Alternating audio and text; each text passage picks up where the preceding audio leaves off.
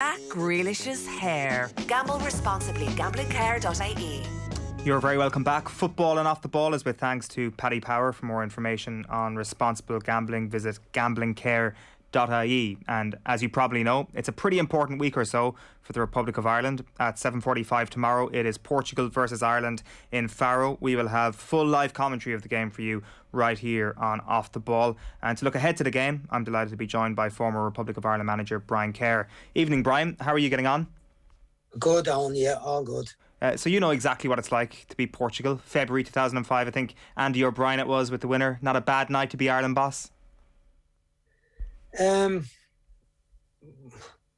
hadn't thought about that, to be honest. Now that you say it, I don't remember that much about the game off the top of my head. But at the time, Portugal were a very good side. And I remember it would have been one of a series of difficult friendly games that we took on, that we used to take on hard matches rather than trying to play Qatar or Andorra or such teams. I would have preferred to play. I remember we played Italy, we played Portugal, we played Croatia, which I thought was much better for the players to play that type of opposition in preparation for the qualification matches, and we were well able for it too, you know. But I think the comparative matches with Portugal have been much more relevant. The 2-1 draws that I remember are kind of more relevant to tomorrow night than the friendly game, to be honest, although that was a very competitive game. Yeah, because I'm not sure, do you remember preparing, like, particularly for a young Cristiano Ronaldo that night, or are the details hazy?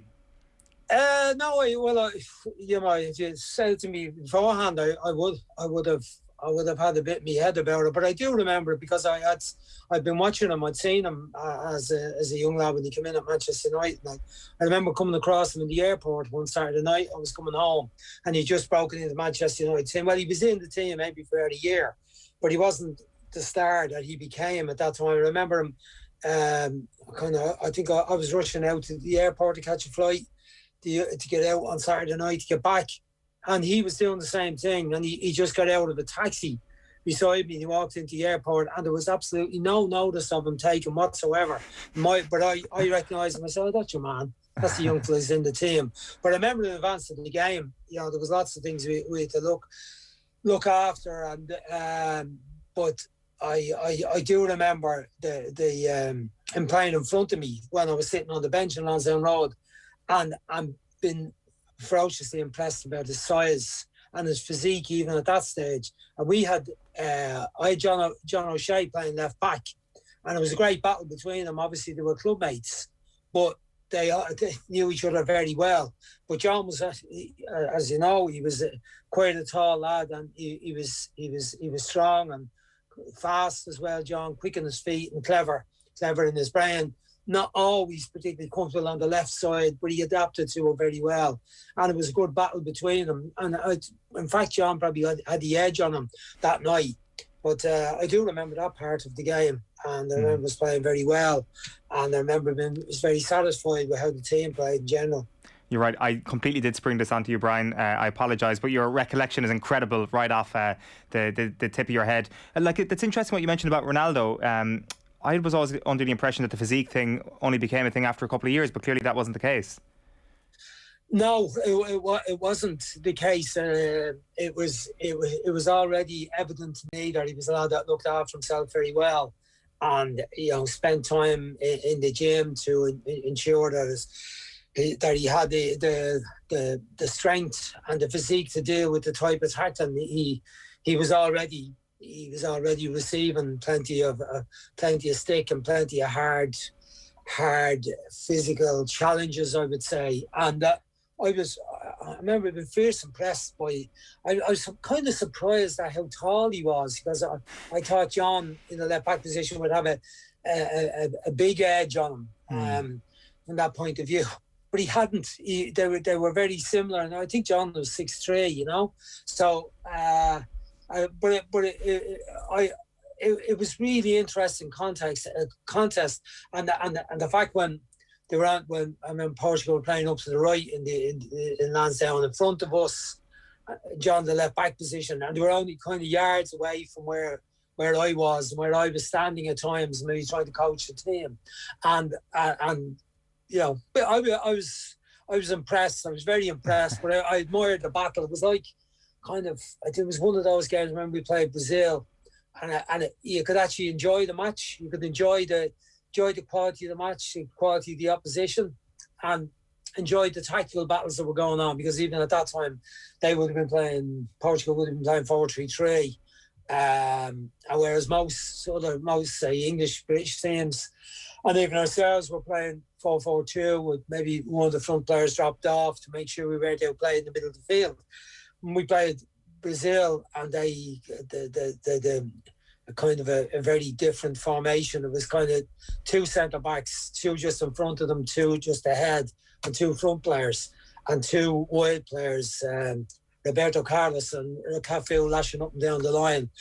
And I remember planning to deal with that and to deal with the tactical side of that. We're in a non-championship game, you could enjoy it a bit more because it wasn't quite the same tension, though you wanted to win the game. And I remember that was the case in the Portuguese match. They were a really good side, but yet there was this tactical battle going on, and you could slightly relax about it because the result wasn't everything, but nonetheless the challenge was exciting, and it was good, brilliant to be involved in, and it would have been, stadium would have been packed. The stadium was packed for all those games at that time, friendlies or competitive games. The tickets were scarce, but particularly when it was a notable team with some stars as they had at that time. And of course, there's nothing that John O'Shea likes better than the sight of a Portuguese winger coming up against him. Yeah, well, I'm sure he had to deal with it a few times in his career. John was very adaptable. As we know, he played in lots of positions, and played in goal for Manchester United. I think the only position he didn't play was probably centre forward over his time at Manchester United. Famously, he filled in goal for a match, and John was like that. He just got on with it, whatever he was asked to do, and he did competently in whatever position he played, and he had a great career in the game. So when it comes to preparing for a game like this, you mentioned that you were keen to not take too many gimmies when it comes to friendlies. How different is the preparation for a proper top 10 nation like this in the build-up? Do you pay more attention to them? Is there more opposition analysis?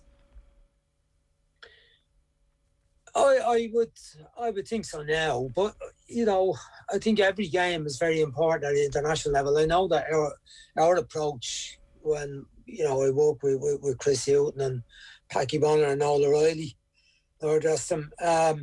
Our approach to every game was get as much knowledge as we can about the opposition, make sure the players were aware of the style and who the key players were and how they would try to play, and we would take that on board in terms of how we were going to play. And I think that's how everyone sets out in international football. You try to get the best out of what you have yourself, impose your game on the opposition, but also be aware of their strengths and weaknesses, and take advantage of their weaknesses and ensure that they don't control their game with their strengths, and make sure that you deal with the strengths of the opposition. So I don't think it change. Does it change more intense around the competitive games? I think it's more predictable around the competitive games because it's easier to work out what the opposition starting team is going to be. Yeah. A lot of teams fiddle around with the there's no friendly games anymore though. Oh, that's the reality of it. You got a bar like the Qatar match we had, or Andorra. The Nations League has been invented to cut out the Champions League games. So you don't have so much of that, of picking and choosing the type of friendly matches you want to have. In my time as a manager, we did have those international dates. There was more of them. There was one in August. There was one in late August, which is after the league started. You could stick one in November. We had one in. We'd have one in March, and then you had the June dates. The March one was particularly unpopular with the clubs, I remember. But you don't have that now. The competitive dates, or the whole season has been compressed, and it's not as easy. But so I think in terms of the preparation, everybody is ferociously well prepared now in terms of knowledge of the opposition, the key players, their style, their set pieces, video analysis. They've endless amount of material now. Every game, every player. I know, like, again, going back, I remember when one of my first competitive games was away to Georgia. It was actually the first competitive game. And I remember while we had some video of Georgia matches, a lot of their individual players had the team had changed, and we had to work very hard, Brian McCarthy and myself, to find some video of some of their players playing in obscure German teams, playing the second division in Germany, for instance. But we did that. We pulled that out and made sure that the players were aware of that. But now it's much easier to compile the type of stuff that was. And you look at match with Portugal. Portugal have just played in the Euros, played 4 games in the Euros. What more information do you want? I've already played 3 games in the group. It's all there for them. There's no. The challenge for the staff is to distill that information down to something that's helpful to the players and not baffling, and there's not too much of it, and it doesn't make them out to be world beaters that you've got no chance against. You've got to take a balance of showing where their weaknesses are and where there'll be opportunities to score goals and to gain possession, and also to show them the threats and the build-up patterns that they play, and then to work on the training ground and how to neutralise that and make the best of the qualities of the Irish team. That's the challenge. There's no shortage of information about Portugal, that's for sure. In a wider context, then, Ireland are in a very difficult position if we're talking about World Cup qualification. No team has ever done it before, having lost their first 2 qualifiers. No team has ever qualified for a World Cup finals in that position. So are you able to separate the performance from the result, Brian, or is result for you in all these 3 games all important and performance is largely insignificant otherwise? I think in the position we're in, where, people of my vintage, I'd say particularly so, will be unhappy if we're not competitive in regard to qualifying for the World Cup, because the next one is 4 years away, and that's why I think the results are absolutely vital. I think the style of play is important, and people are happy to see us playing with a little bit more emphasis on ball retention, build-up play, getting the ball down and passing. But people also, I think, were happier as the games evolved under Stephen, that there was a little bit more pragmatism to how the game developed. I think that was particularly the case in the game at Hungary, where we trained Duffy back in the team, and the first game of his reformation, I'd say, and where when he was on the ball, it wasn't always about sticking little passes into midfield or to the wide wing back. When it was on to play it down the channel towards Adam Ida, I think that ball was played, and I thought that was the right thing to do. So I think in the situation we're in, where we've lost 2 games in the group, the reality of it is it's very difficult to qualify for the World Cup. Only the 10 group winners will get through automatically. I think it's quite unlikely we're going to be a group winner now, unless we have an extraordinary set of results over the remaining games.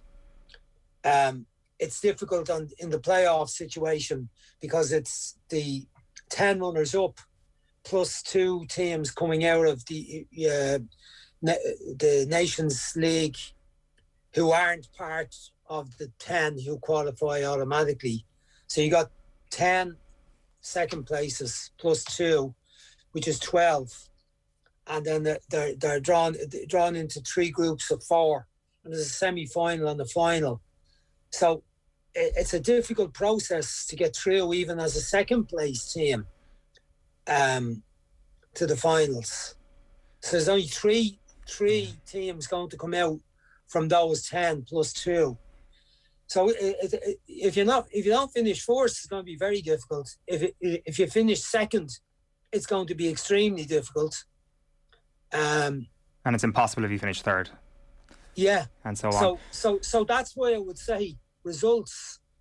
The emphasis in the short term has to be on results. If you're looking at the longer term, say, okay, with player development, more young players getting the chance, the team is developing, young players getting experience, we'll be better for the qualification for the next Euros, the 24 Euros, and that's fine. But I'm disappointed that we haven't made the Nations League. We didn't make the Euros, and we're in a situation where unless we get a respectable number of points from these 3 games, and that needs to be 6 or 7 points. Even 6 mightn't be enough. I'm looking at that draw between Serbia and Portugal. It suited them, both of them, so much, because it didn't. From our point of view, probably the best situation would have been that to be a clear winner of the group, and then the rest are scrambling for the second place. Yeah. But as it stands at the moment, with Portugal and Serbia, both unbeaten, it's not good for us. They're in a cosy kind of position with having beaten the other teams so far and drawn with each other. So we need to knock one of them. We need to beat one of them, and hope that Luxembourg do some damage to those 2. And then we got to do our stuff against Azerbaijan, which won't be handy. They've proved awkward opposition. Portugal beat them with a deflected. The goalkeeper actually came out to punch across, and he punched it onto his own defender. Again, hit him high up on the body and went back into an open goal. And they lost 2-1 to Serbia. But it was a late goal that Serbia got. I think it was 81, 82 minutes. And the Serbian goalkeeper had to earn his keep in the match. So they're no mugs, Azerbaijan, by any means. So we got to do our stuff against them too. It's interesting that you mentioned the renewed pragmatism that we've seen from Ireland in that game against Hungary. So was that an experiment, do you think, or do you think this is now a trend that Stephen Kenny has maybe altered things or tweaked things just a little bit after his opening gambit as Ireland manager?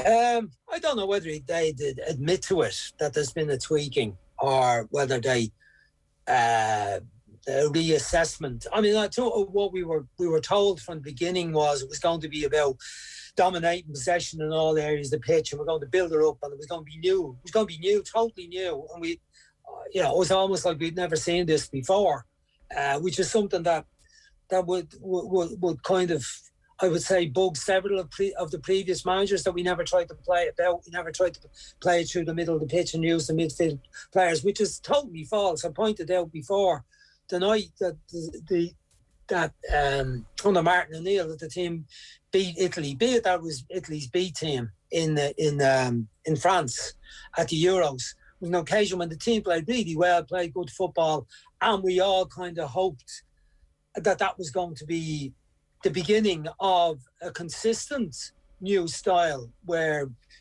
Jeff Hendrick and Robbie Brady and James McCarthy were going to dominate midfields on a regular basis, and we're going to be playing about an exciting brand of football where there'd be much more emphasis on getting it down through the middle, building up from the back. Unfortunately, that didn't prove to be the case. But I think over Stephen's time as the manager, there's been a subtle change, but an obvious change to me, in that there hasn't been as much emphasis, I mean, on the build-up around from our own kickouts that we saw against some of the early games against Finland and Bulgaria, where it broke down at times and the opposition were reading it, setting traps, pinching the ball back in the middle of the field and setting up goals and beating us. I think there's been much more, there's been much better mix to it, that the kick-outs from the goalkeepers haven't always been about playing to the centre-backs. Now we've got 3 centre-backs playing. That's been the biggest change, has been in the shape of the team. in terms of since Anthony Barry came in instead of Damien Duff, there seemed to be a change to 3 centre-backs for the Serbia match. That was the first of it. And then that continued against Luxembourg. Against Andorra, he went back to a 4 because they probably felt that there would be less threat against Andorra and we'd have a lot more possession.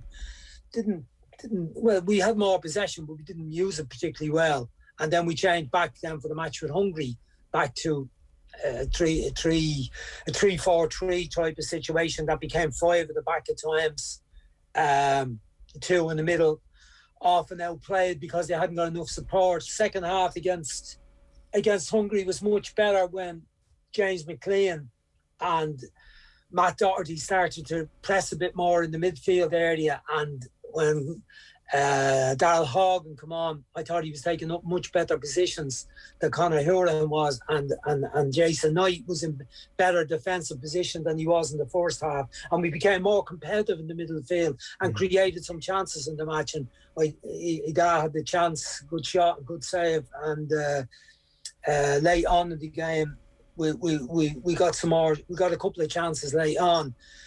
Well, I felt it was better, but I think it's evolving a little bit more towards being a bit more varied in the style, that there's not an insistence on playing it out across the back and forward and building it up slowly by the time the ball gets into the box.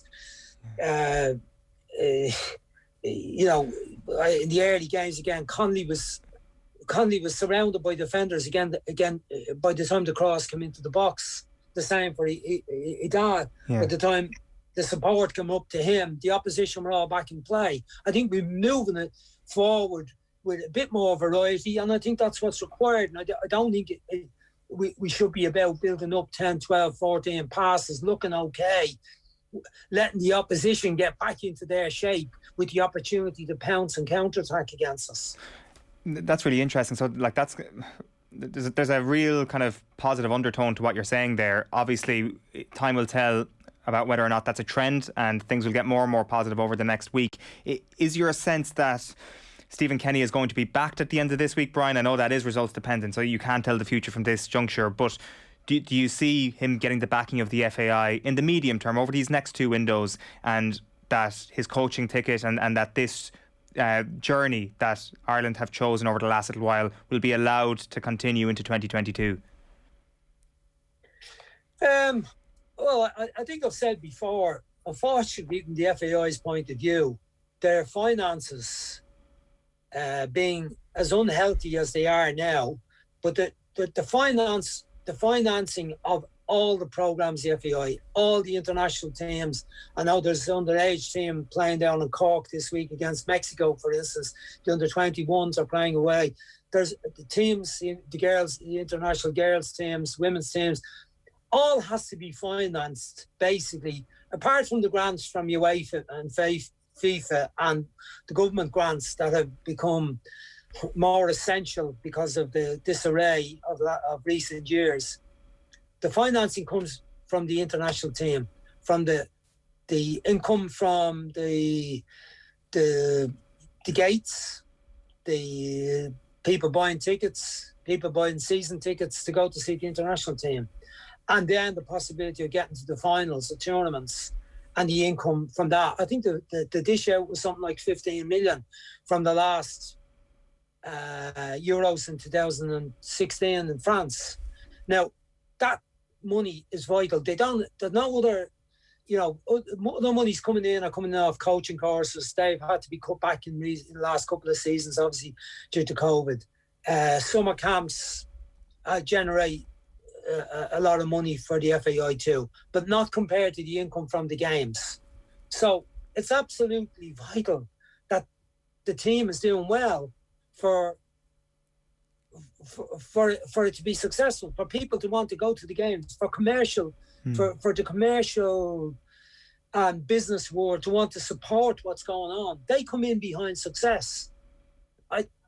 They're not all jumping up and down if the team is struggling to put in more money into supporting it. So that's why we need results.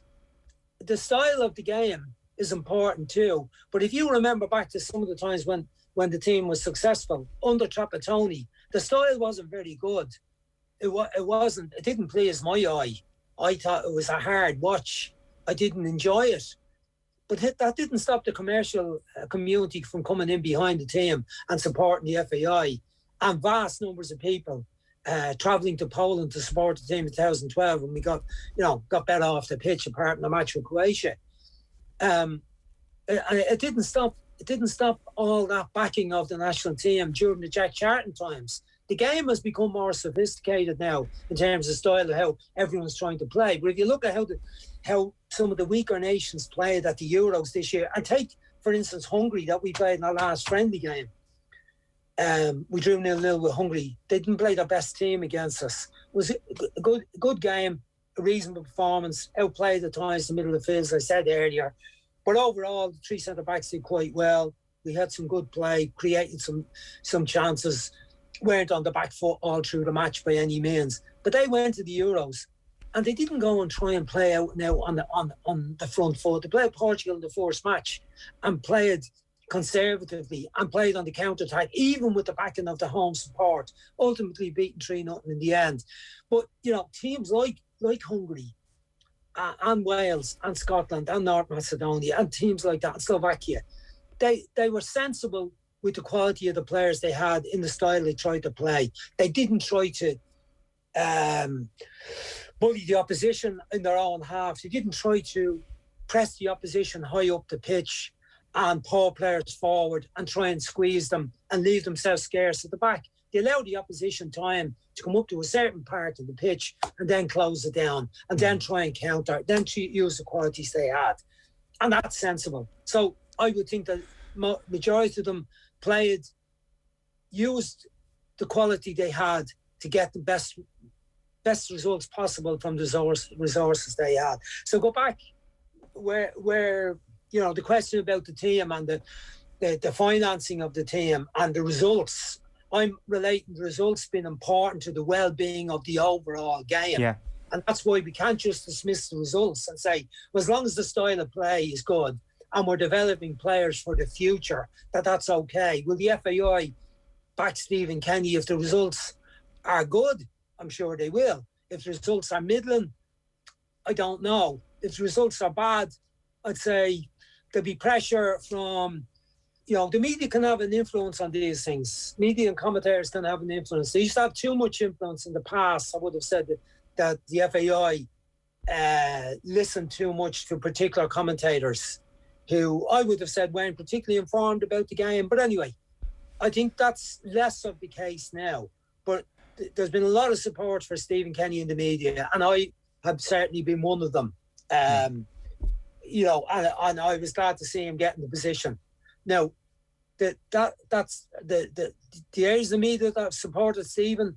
Will they continue to if the results aren't so good? We'll have to wait and see. But certainly, he's got some stuff right. Some of the games have been pleasing on the eye, the way they've tried to play. He's got some selections wrong. He hasn't always had the balance right, I would say, in relation to the selection. But among all that, I would have to give him the allowance of dealing with the whole COVID situation, the disruption of the selection, the disruption of the squad, the losing players, even Callum Robinson this week. This is the second time he's had COVID. And that whole question around the players not being vaccinated, it just seems ludicrous to me that the players aren't all been vaccinated. But Stephen Kenny doesn't have control over that. So, any assessment of the performance of the team and the results has to take into account that it's been the most awkward time that any senior manager has ever had to deal with in relation to the health and well-being and the travelling difficulties and the bubble and everything that goes with the COVID period of the last 18, 19 months. Yeah, that makes sense, Brian. Very quickly before we let you go, prediction for tomorrow night? Look, it's not impossible, I'd have to say, Owen, for us to do well and get a result from this game. Portugal struggled at times in both the matches. The first half against Luxembourg didn't play very well. Luxembourg led until just before half-time. Jota rescued Portugal with a headed goal, and then they went on. Ronaldo scored, and then they got a late goal to win 3-1. They struggled a bit against Azerbaijan, so it's not impossible. They played well at the Euros, so unfortunate to lose to Belgium. They were in that group of death. They lost the match to Germany when Germany played exceptionally well. So they're not always right at it and right on top of it. It's possible that we could get a draw from the match, or we could pinch the game. But yet you'd have to say, on the evidence of what we've seen from the two teams over the last 2 years, and of the squad of players we have and the level our players are not playing at in some cases, compared to what the Portuguese, the quality of the depth of their squad, you'd have to make Portugal favourites, and I think Portugal will win by a goal or two. Brian Kerr, great stuff. But I'd be happy to be wrong on that. I'd be very, very happy to be wrong on that prediction. We all would, Brian, but I think everybody's leaning with you on that as well. Enjoy the game, Brian. Thanks a million for that. Thanks, Owen. You're very welcome. Cheers. Brian Kerr, former Republic of Ireland manager there. Just a reminder that Football and Off the Ball is thanks to Paddy Power. For more information on responsible gambling, visit gamblingcare.ie. Football on Off the Ball with Paddy Power, the best partnership since Vidic and Ferdinand. Gamble responsibly. Gamblingcare.ie.